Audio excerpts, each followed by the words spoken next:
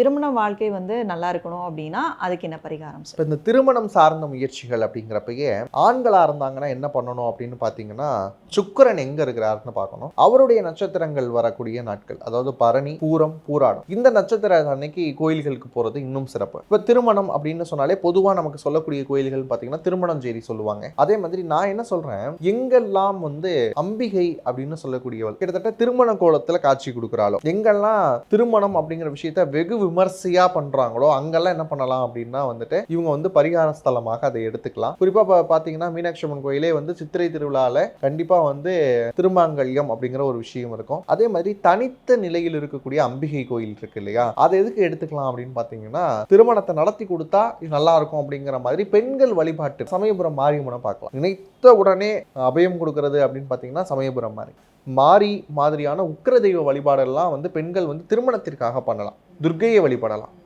ராகு தோஷம்லாம் இருக்கு, ராகு கேது தோஷம் இருந்தாலும் திருமணம் தள்ளி போகுதா, நாக தோஷம்னு சொல்றோமா, கண்டிப்பா துர்க்கையை வழிபடலாம்.